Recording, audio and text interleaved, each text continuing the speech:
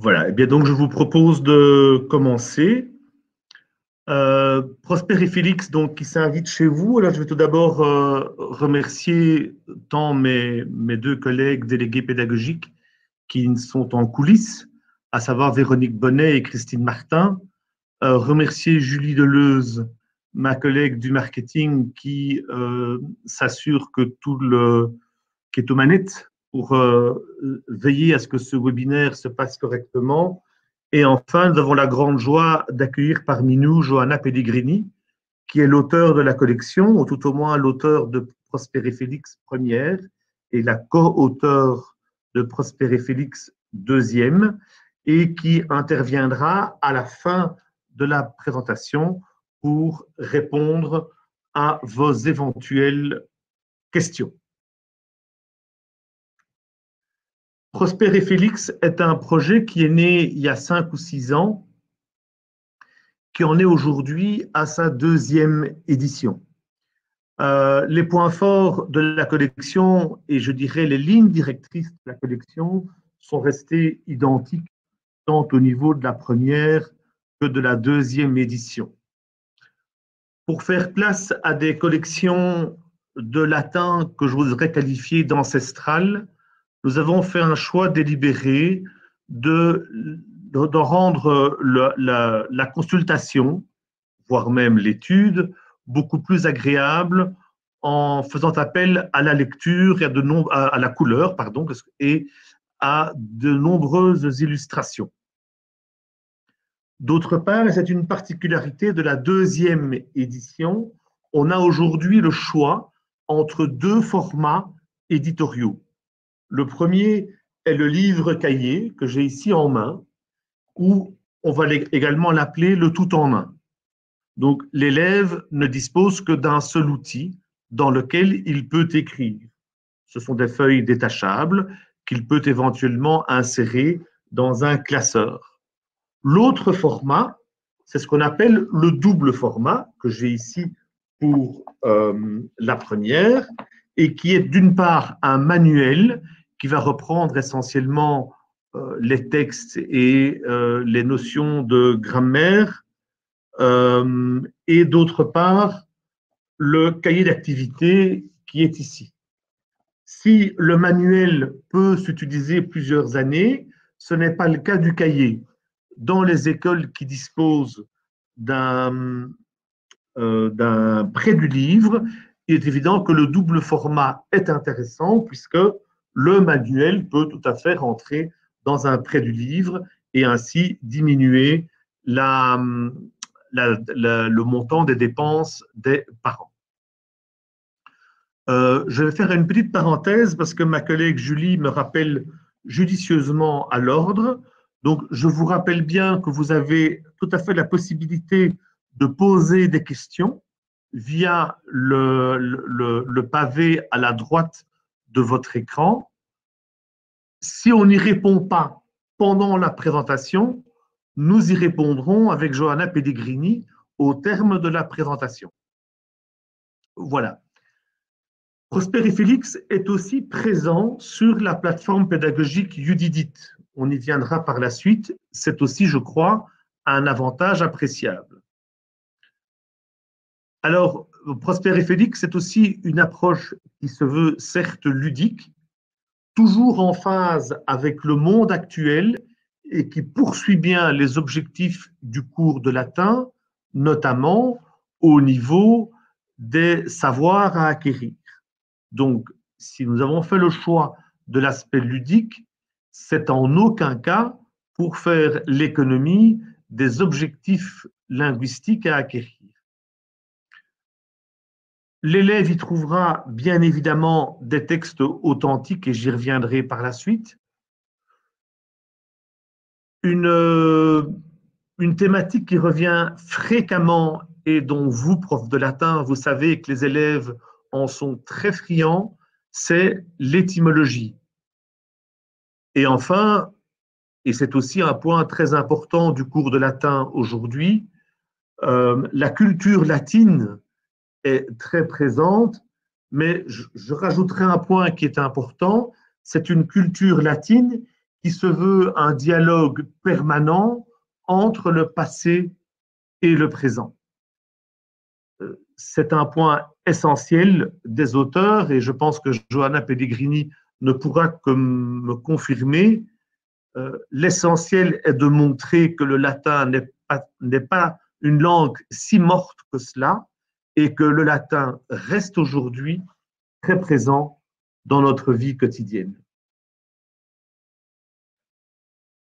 Alors, Prosper et Félix, première année, se décline selon 8 séquences dont vous pouvez découvrir ici la liste et que je vais détailler dans un tout petit instant.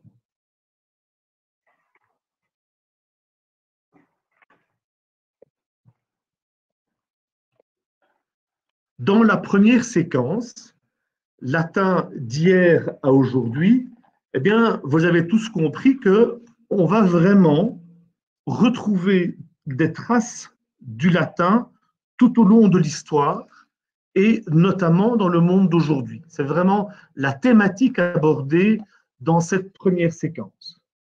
La seconde, vous avez compris, il s'agit de familiariser les élèves avec la fondation de Rome. Le troisième, c'est une expérience assez inédite où, en partant des premiers épisodes de Star Wars, les élèves vont découvrir le monde des jeux et des divertissements à Rome et aussi le rapport qu'entretenait le pouvoir à Rome avec les citoyens et le spectacle. La séquence 4 va traiter du thème de l'esclavage. La séquence 5 va traiter principalement de la mythologie, qui est aussi une thématique très appréciée des élèves. 6, tous les chemins mènent à Rome, c'est un peu l'aspect plus technique de la civilisation romaine et de ce qu'elle a notamment laissé au niveau infrastructure. La séquence numéro 7 va traiter de l'enfer et la séquence 8, c'est clairement l'apport du latin dans l'affirmation d'une citoyenneté européenne en se basant notamment sur l'œuvre d'Erasme. Au niveau de la deuxième, voici donc la liste des séquences travaillées en deuxième. La première, quand l'amour prend racine, il s'agit en fait de familiariser les élèves avec l'œuvre d'Ovide, déjà en deuxième. Séquence 2, on va parler plus particulièrement de Pompéi et de l'éruption du Vésuve. Au niveau de la troisième, la vérité crève-t-elle les yeux, c'est le complexe d'Édipe. La séquence 4, l'univers de la magie. La séquence 5, dur d'être un héros, c'est justement l'image du héros dans la mythologie. La séquence 6, c'est de nouveau en partant d'une série que les élèves connaissent bien, qui est ici Games of Thrones. C'est une étude du personnage de Spartacus et des révoltes d'esclaves à Rome. Séquence 7, balance ton port, c'est la position de la femme dans la société romaine. Et enfin, la séquence 8, c'est vraiment la place qu'a occupée et qu'occupe toujours le latin dans l'histoire. Alors, comment sont structurées ces séquences? Eh bien, ces séquences sont toutes structurées un peu de la même manière, à savoir que en première page, l'élève est mis face à une énigme dont il trouvera la solution en fin de séquence. Ensuite, il y a la partie vocabulaire, et vous constatez ici que, entre parenthèses, est indiqué pour le double format si ces éléments se retrouvent soit dans le manuel, soit dans le cahier d'activité. Et je spécifie et je rappelle tout de suite que dans l'hypothèse du livre cahier, il n'y a pas de question à se poser puisque tout est dans le même volume. Ensuite, l'élève va travailler sur le texte en lui-même. Il y a une partie d'étymologie qui est présente dans chacune des séquences, une synthèse de la grammaire qui a été vue au cours de la séquence, quelques exercices, ensuite un apport culturel qui est très présent tout au long du livre, et enfin, à la fin, c'est la résolution de l'énigme dont je vous ai parlé. Alors, cette énigme se veut toujours ancrée dans le temps présent.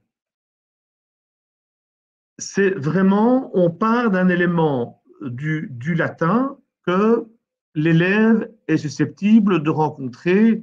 Je pense à la première séquence du livre de première. C'est vraiment une phrase en latin qu'il peut découvrir en se promenant sur la grande place de Bruxelles. Et c'est vraiment la progression dans la séquence qui va lui permettre de résoudre l'énigme. Le but est donc bien d'établir un lien très fort, très concret entre le passé et le présent. D'autres exemples d'énigmes ici. Et enfin, on arrive à la partie du vocabulaire. Donc, le vocabulaire se retrouve à deux endroits. D'une part, dans la séquence en tant que telle, et d'autre part, enfin un lexique en fin de volume. Au niveau de chacune des séquences, les listes sont présentées, elles sont tout à fait en adéquation par rapport au lexique de référence tant de la Fédération Wallonie-Bruxelles que du CEGEC, mais pour que les uns puissent bien dissocier, on a mis en gras les mots qui reviennent principalement dans le lexique de la Fédération Wallonie-Bruxelles. Des cases à cocher, ce qui est toujours utile si l'enseignant veut vraiment faire une sélection parmi les mots à mémoriser.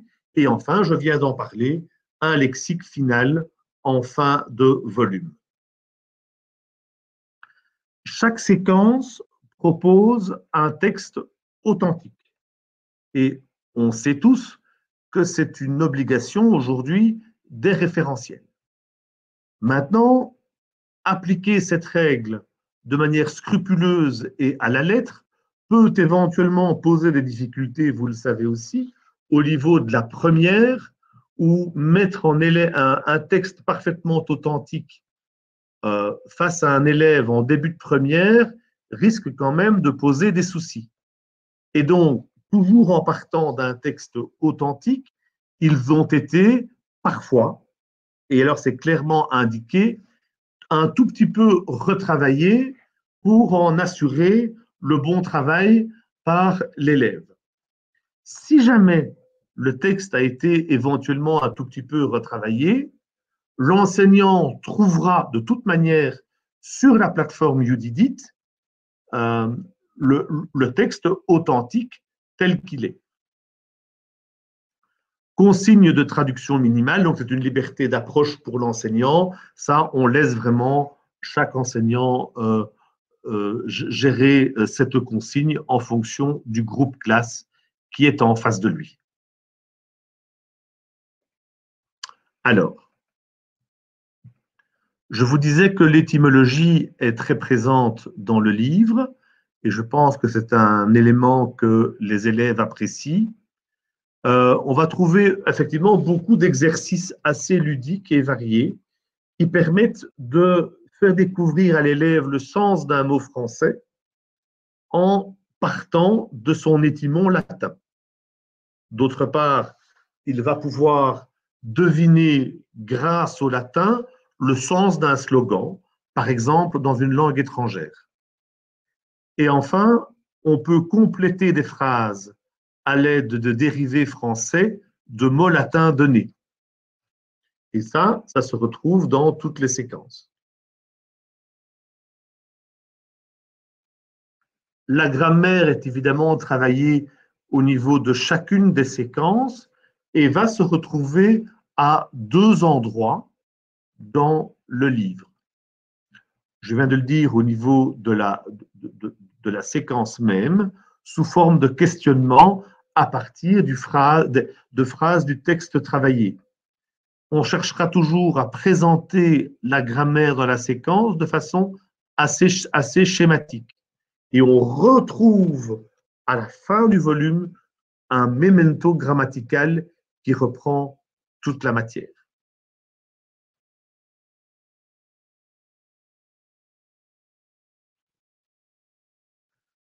Dans chacune des séquences, on retrouve un point qui est exerçons-nous.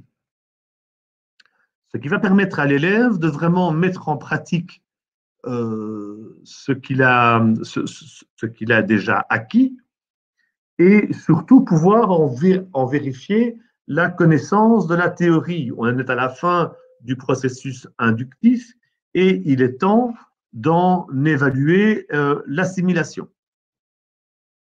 Ensuite, il y a de nombreux exercices d'analyse et de traduction sous différentes formes, des exercices également ciblés sur des difficultés propres à la langue française et où l'apport du latin peut t'aider à résoudre ces difficultés, et enfin les exercices ciblés sur la terminologie grammaticale. De son côté, l'enseignant va trouver sur la plateforme YouDidit un exercice final de traduction de textes authentiques et l'enseignant peut sans difficulté télécharger ce texte sur la plateforme. J'y arriverai en fin de présentation.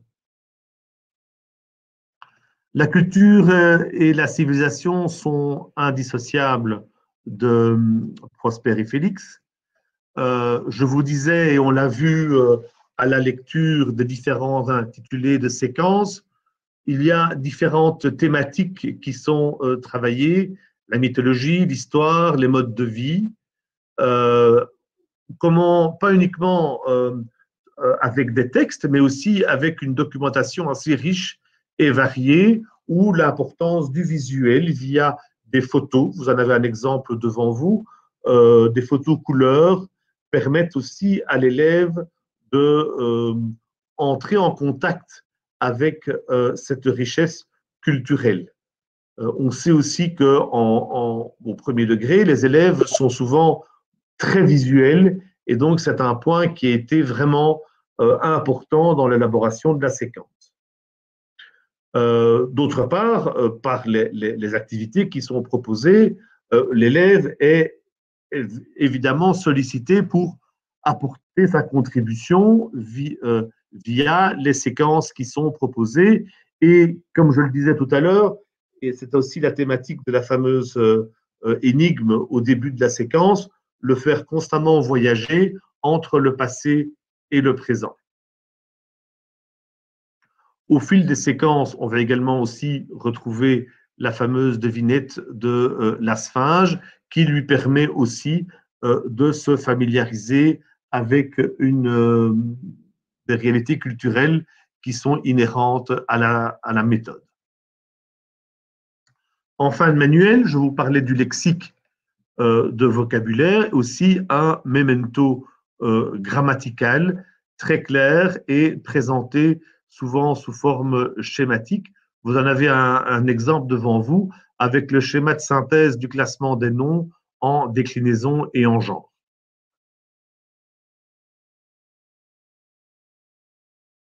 Je vous en parlais au début de la présentation, ben voilà le meilleur exemple. À gauche, vous avez le livre cahier tout en un et à droite, la combinaison d'un manuel et d'un cahier d'exercice. Je vous le montrais à l'écran tout à l'heure, mais ici, vous en avez encore un meilleur exemple. Voilà, et c'est le moment, mais je vais peut-être terminer la présentation avant de partir sur la plateforme. Donc, comme je vous le disais, Prosper et Félix est présent sur la plateforme YouDidit. Cette plateforme est peut-être déjà utilisée par vos collègues dans d'autres branches comme par exemple les mathématiques ou les langues modernes, eh bien, le latin y est présent aussi avec Prosper et Félix. Et je vais terminer, puis directement aller vous montrer. Cette plateforme est accessible à tous les enseignants prescripteurs de Prosper et Félix pendant une année scolaire. Et si l'enseignant prolonge la prescription, son accès est évidemment prolongé. Important aussi de souligner que si l'enseignant y a accès, l'élève peut y avoir accès aussi. C'est un élément important.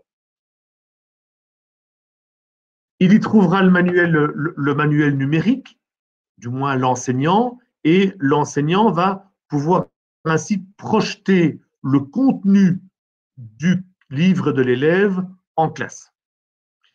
Il y a actuellement un projet à l'étude de proposer le manuel numérique aux élèves. Alors pour l'instant, ce n'est pas le cas, pour une raison très simple et assez évidente, c'est qu'aujourd'hui, nos manuels numériques comprennent un module qui donne accès aux réponses. Et si c'est justifié au niveau des enseignants, vous l'aurez compris, c'est nettement moins au niveau des élèves. Mais nous travaillons actuellement, nous avons actuellement à l'étude le projet de donner également un manuel numérique sans les réponses, cette fois-ci, aux élèves. Une rubrique matériel de cours que j'ose souvent qualifier de boîte à outils et qui est, on va le voir tout de suite, un accompagnant très important pour l'enseignant et aussi pour les élèves.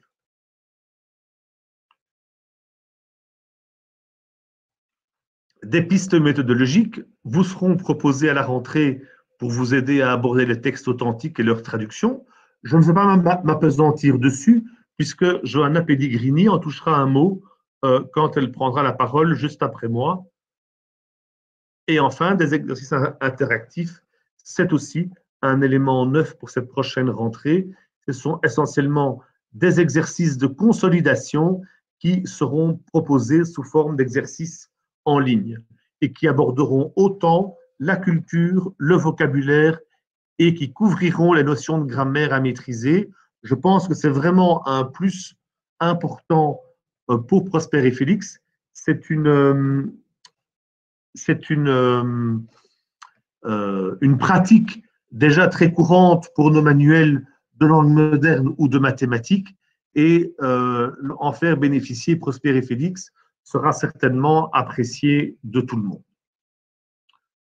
J'arrive maintenant au terme de la petite présentation en tant que telle.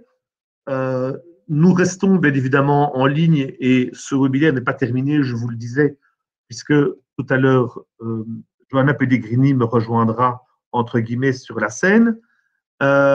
Mais j'en profite pour vous dire ou vous rappeler que même en dehors de cette présentation, mes collègues et moi-même restons toujours à votre disposition pour répondre à des questions, vous aider, vous guider. Vous les connaissez déjà certainement, mais je vous rappelle que Véronique Bonnet est à votre disposition si vous enseignez en province de Hainaut ou dans l'arrondissement de Philippeville.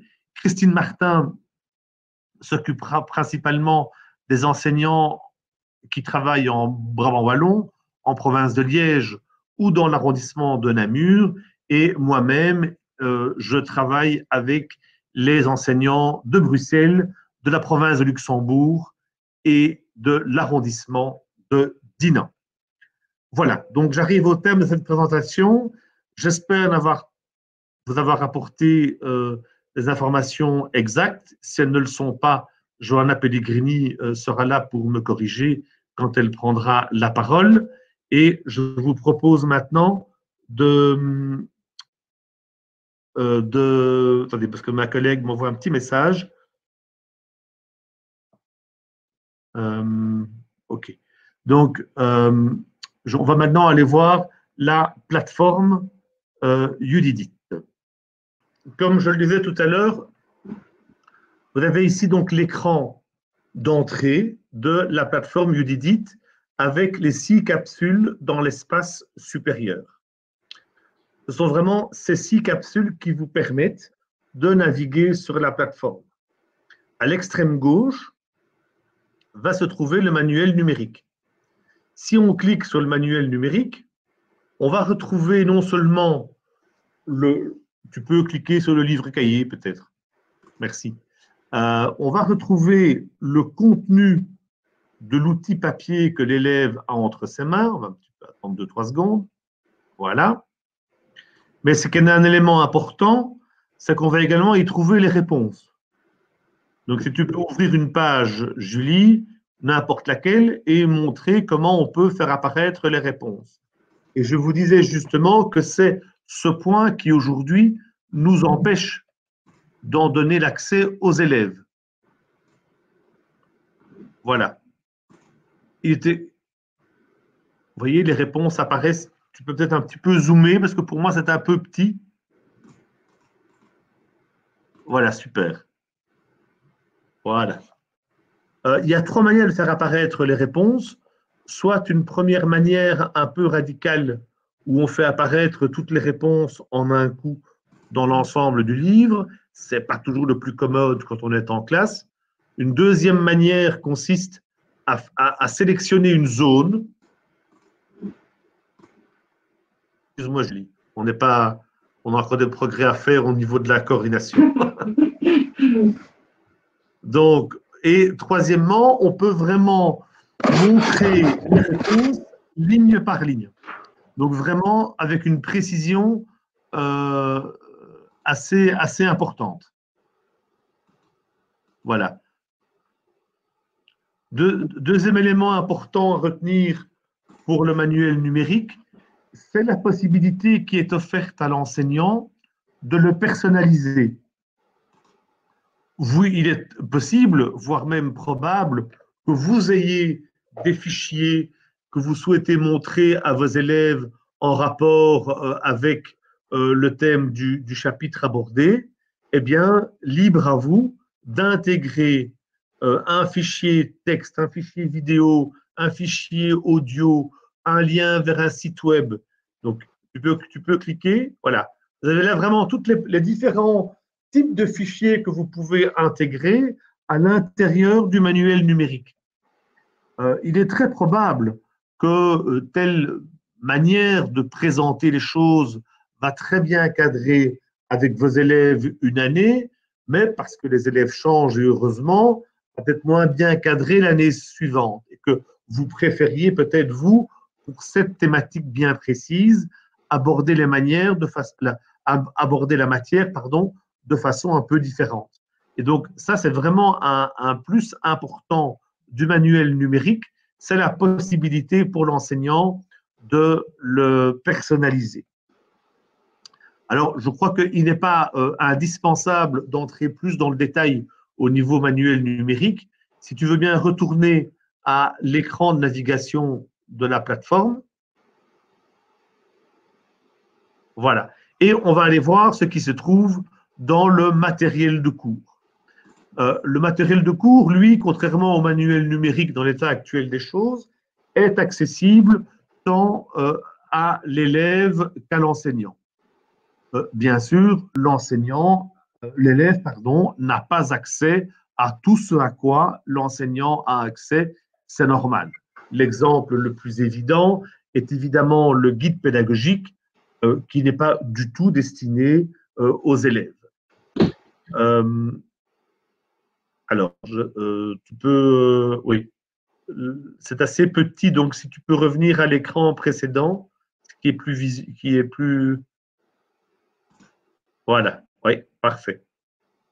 Donc, tu peux par exemple montrer une liste de vocabulaire, voilà.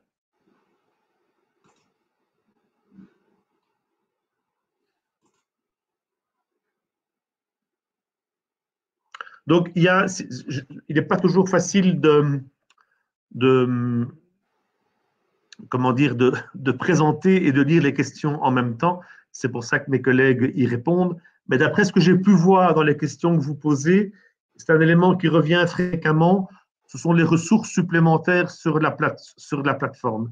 Eh bien, les ressources supplémentaires se trouvent ici dans la rubrique matériel de cours.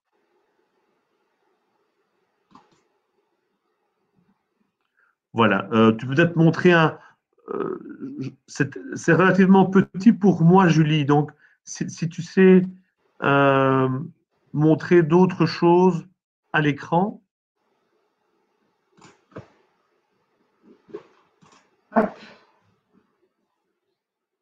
Voilà. Là, j'avais montré un document Word avec le vocabulaire. Vous pouviez le voir. Voilà. Ici, c'est le vocabulaire en format Excel.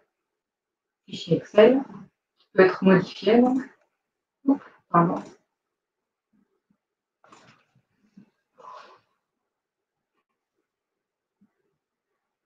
Des séquences extra. Donc ici, on a quand même pas mal de ressources supplémentaires. Et il y a vraiment un point important qui est une nouveauté de la plateforme depuis cet hiver, depuis le mois de février. C'est la possibilité qui est donnée à l'enseignant d'intégrer également ses propres ressources à l'intérieur du module matériel de cours. Tout à fait. Je montre juste le dernier ici qui est en train de charger, qui est un texte à traduire, pour montrer la diversité au niveau. Oui, ça prend un petit peu de temps à charger, mais ça va très vite après. Donc, voilà. Alors, au niveau de l'ajout de matériel de cours, c'est quelque chose de nouveau, et donc un simple clic ici, et vous pouvez ajouter un fichier ou un lien Internet. Donc un fichier Word, PDF, c'est très, très simple.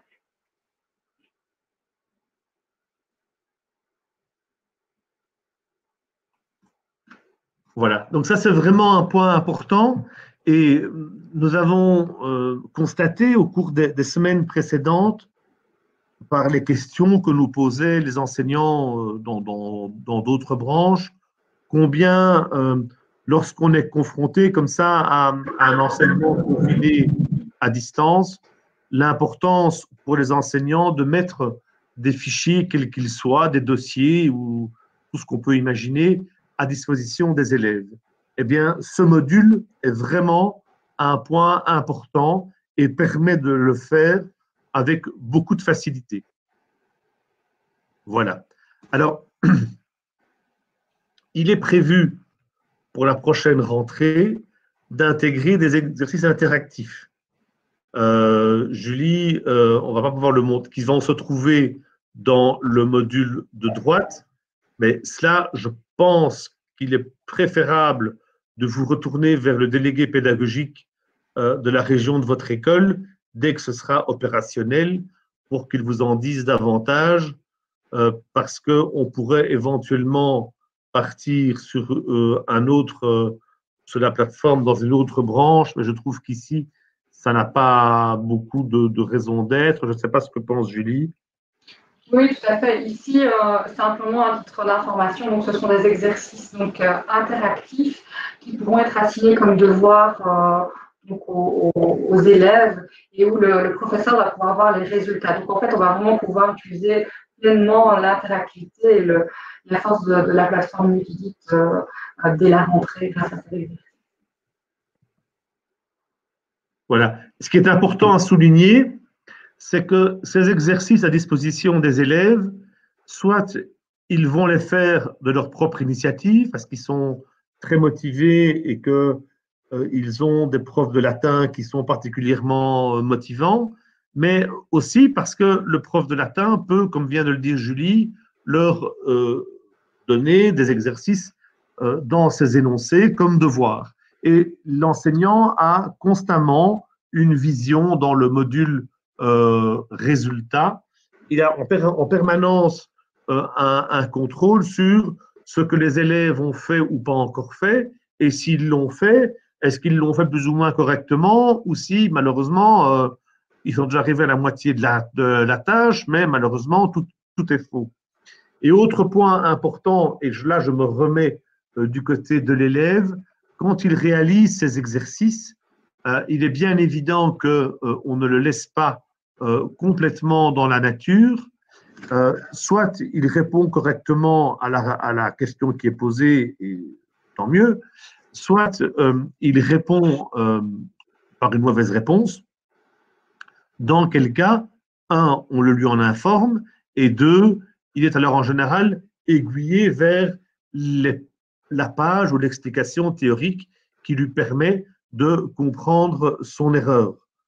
Il n'est pas du tout question ici de, via ce module d'exercice, de laisser l'élève en pleine nature, éventuellement commettre des erreurs sans s'en rendre compte. Ce n'est pas du tout le but. Voilà. Je pense qu'on a fait le tour de la plateforme, qui donc, je le rappelle, est totalement, dont l'usage est totalement gratuit une fois que les élèves disposent des outils papier. Donc, c'est vraiment un bel outil dont il est dommage de ne pas s'en servir. Et si vous avez l'une ou l'autre question au sujet de cette plateforme, je vous rappelle que mes collègues et moi-même sommes à fait à votre disposition pour vous en dire davantage. C'est peut-être le moment, Julie, d'inviter Johanna Pellegrini à nous rejoindre sur la scène. Si Johanna peut monter sur la scène. Je ne sais pas si elle est toujours avec nous. La technique ne veut pas de nous aujourd'hui. Hein. Ce sont les aléas du direct. On peut aussi voilà, voir. Voilà. Johanna. Vous me voyez? Voilà, ben bonjour Johanna. J'espère que je n'ai pas dit trop de bêtises. Non, non, pas trop. Mais si j'en ai dit, il faut absolument me corriger. Mais je sais que je peux compter sur votre indulgence aussi. Voilà. Je vais vous laisser pour la partie questions-réponses, pour les questions que vous avez été envoyées.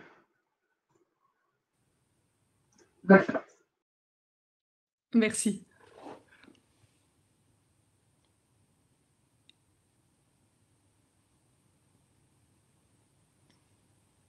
Alors, première question, Johanna, qu'est-ce que vous pouvez nous dire davantage sur les nouveaux documents et exercices proposés sur la plateforme pour la rentrée 2020? Alors, nous travaillons actuellement à développer la plateforme YouDidIt. L'idée, c'est de lui assigner des objectifs bien précis. Donc, il ne s'agit pas d'avoir une plateforme uniquement pour faire bien, parce que c'est tendance, mais il faut qu'elle réponde à des besoins. Et on pense que, et le confinement d'ailleurs nous l'a bien montré, une plateforme, ça peut être particulièrement utile pour tout ce qui est remédiation ou dépassement. Donc, je vais répondre un peu à plusieurs questions en même temps. Nous travaillons donc à proposer pour chaque séquence un volet remédiation et un volet consolidation. Alors, au niveau de la remédiation, il s'agira d'activités sous forme ludique à imprimer qui porteront sur la grammaire. Je ne sais pas, Jean-François, s'il est possible de remettre la diapositive numéro 21. Ce serait possible? Qu'est-ce qu'on voit là? Parce qu'on y voit un exemple. Non, mais actuellement, qu'est-ce qu'on voit à l'écran? Ah, voilà. Non, c'était la précédente. Reviens dans l'autre sens. Encore? Voilà. Merci. Voilà, je voulais vous montrer la petite illustration que vous voyez sur la droite, le labyrinthe des fonctions, qui est un exemple du type d'activité de remédiation qu'on va proposer. Donc ici, il s'agit d'un petit labyrinthe où l'élève commence à la case départ et il doit trouver son chemin en passant par chaque case qui contient une fonction jusqu'à la case arrivée. Ce type d'exercice, on va le systématiser pour toutes les matières grammaticales de chaque séquence. Alors, on va proposer comme ça 2 ou 3 exercices ludiques différents sur chaque matière grammaticale. Donc ça, c'est pour le volet remédiation. Au niveau consolidation, on va là proposer des choses interactives. Donc, ça peut être des quiz, des jeux de mémo avec des cartes, enfin toutes sortes de choses qui sont en projet actuellement. Et nous proposerons alors une activité vocabulaire, une activité grammaire et une activité culture pour chaque séquence, qui seront donc alors accessibles en ligne pour l'élève. Voilà.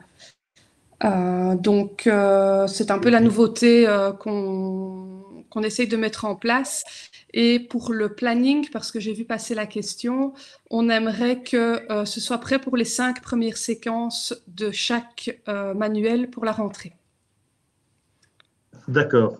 Alors, je vois une question. Il s'agit obligatoirement d'exercices imprimables pour les exercices de remédiation. Je pense qu'il faut insister sur le fait qu'à partir du moment où ce sont des exercices qui sont dans le module d'exercisation en ligne, ils ne sont pas imprimables. Par contre, toutes les activités proposées dans le matériel de cours sont-elles tout à fait téléchargeables et imprimables? Pour répondre à la question qui vient d'être posée. Donc, je pense que dans la question, Johanna, vous avez également donc dit que ça pouvait rentrer dans une optique de remédiation, et je disais tout à l'heure que ces exercices peuvent se faire également de façon tout à fait autonome et sur simple initiative de l'élève. Oui. Un autre point, oui, tu voulais rajouter quelque chose peut-être? Je voulais rebondir sur le fameux triptyque remédiation, consolidation, dépassement. J'ai vu passer la question aussi tout à l'heure. Donc effectivement, on essaye là d'anticiper sur le pacte d'excellence. Donc au niveau du cahier, évidemment, voilà, le cahier est fait. Donc je pense que là, c'est plutôt à l'enseignant à essayer de, je veux dire, d'assigner chaque exercice à de la consolidation ou du dépassement ou de la remédiation. Maintenant, au niveau du UDIT, effectivement, on va utiliser cette classification des exercices. Voilà. D'accord. Une autre dimension qui intervient fréquemment dans les questions qui ont été posées, Johanna, c'est la planification sur l'année scolaire. C'est une question qui revient. A-t-on le temps de réaliser les 8 séquences? Et aussi, une autre question à laquelle je sais que tu as une réponse, c'est comment fait-on pour articuler Prosper et Félix en fonction des cours 2 heures semaine ou des cours 4 heures semaine? Oui. Donc les cours 2 heures ou 4 heures semaine, ben, ça va de pair avec une autre question que j'ai vu passer aussi sur la conformité au programme des 2 réseaux. Hein. Évidemment, Prosper et Félix est conforme au programme des 2 réseaux. Je signale au passage que mon ami François-Xavier Folly, qui est co-auteur de Prosper et Félix 2, enseigne dans l'enseignement libre.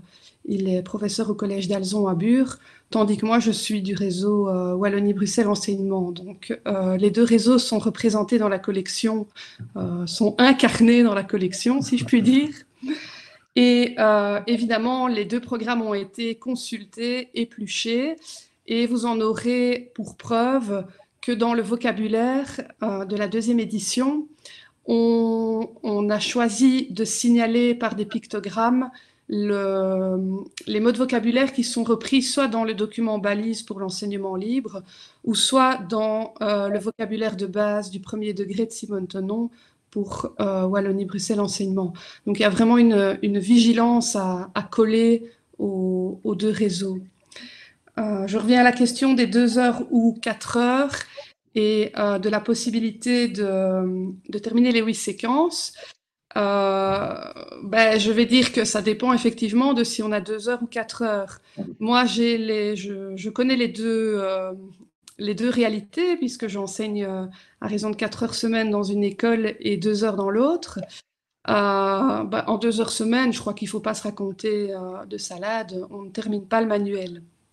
Ceci dit, moi, je ne me souviens pas avoir terminé un manuel quand j'étais élève, donc je ne pense pas que ça soit un gros problème. Alors, on a veillé quand même à ce qu'il y ait une certaine cohérence pour le cours à 2 heures. Il faut savoir que pour Prosper et Félix 1, la flexion nominale est terminée dans la séquence 5. Donc, les 6 cas des 3 déclinaisons, des 3 premières déclinaisons ont été étudiés jusqu'à la séquence 5. Et je pense que les utilisateurs de Prosper qui sont présents pourront confirmer que faire les 5 premières séquences en 2 heures, c'est tout à fait faisable. Voilà. Pour le cours à 4 heures, ben, évidemment, on peut terminer Prosper et Félix. Bien sûr. Moi, je ne l'ai jamais terminé parce que ce n'est pas une fin en soi de terminer un manuel, mais c'est faisable, oui. Alors, je regarde un petit peu. Alors, ben, oui, pour la différence entre un cours 2 heures ou 4 heures, ben, je dirais qu'il y a certaines parties de la méthode qui sont flexibles. Évidemment, les exercices, hein, vous n'êtes pas obligé de faire tous les exercices du 1er jusqu'au 20e. Donc, ben, moi, par exemple, c'est une des choses où je fais le plus de différenciation entre mon cours à 2 heures et 4 heures. C'est évidemment dans les exercices. Et l'autre piste, c'est le texte authentique. Vous savez bien que traduire un texte, ça prend du temps en classe, quand on veut vraiment le traduire in extenso. Et donc, c'est vrai que dans un cours à 2 heures, moi, j'ai l'habitude de proposer un autre type d'exercice de traduction. Et j'ai d'ailleurs vu tout à l'heure que Madame Ludwig, si je prononce bien votre nom, disait qu'elle proposait des phrases à apparier au texte latin. Ben voilà, c'est le genre de choses qui peut être chouette dans un cours à 2 heures. Alors, sur cette question du texte, sera bientôt disponible aussi sur YouDidit des documents qui permettent de guider pour la traduction du texte authentique. On proposera 2 approches différentes. Une approche qui s'appelle le fil d'Ariane, qui est plutôt la traduction, je vais dire, traditionnelle, où on fait un jeu de questions-réponses avec l'élève. Et une autre approche qu'on a appelée trancher un nœud gordien, qui est plutôt l'idée d'aller plus vite à l'objectif, qui est que le texte soit traduit et offre et soit le support d'un nouveau point, d'une nouvelle matière grammaticale. Voilà. Bien. Je pense qu'au niveau des questions qui ont été posées, Johanna, je pense qu'on a fait le tour. Tu les vois aussi. Oui. Maintenant, tu as peut-être des choses à rajouter. Non, pas spécialement. Je suis très contente de voir l'intérêt que mes collègues portent toujours à la méthode. Et... Ah, écoute, oui, effectivement. Voilà. En province de Luxembourg, notamment, c'est un petit clin d'œil pour Madame Ludwig dont tu viens de parler. Eh bien, voilà, on arrive donc au terme de cette présentation qui se termine sans se terminer, puisque, comme je vous le disais tout à l'heure, mes collègues délégués pédagogiques restent bien évidemment à la disposition de tous les enseignants qui se posent des questions, que ce soit en cette période où on réfléchit un petit peu à l'année prochaine, mais également tout au long de l'année scolaire. Vous avez devant vous ici les coordonnées des différents délégués pédagogiques, donc Véronique Bonnet, Christine Martin et moi-même, et nous sommes évidemment à votre disposition pour vous aider. Oui, je peux ajouter quelque chose? Mais bien sûr. Voilà, je vois une dernière intervention de Madame Aurore Moret. Même question pour l'analyse, il n'y a pas beaucoup de place disponible sous les textes. Il faut savoir que sur YouDidit, on peut réimprimer les textes avec une présentation plus aérée. Donc, voilà, à nouveau, ça dépend de l'approche qu'on privilégie dans la traduction du texte authentique, mais a priori, tout est possible. Voilà. C'est une mise au point qui était importante. Il me reste à remercier Johanna pour sa présence.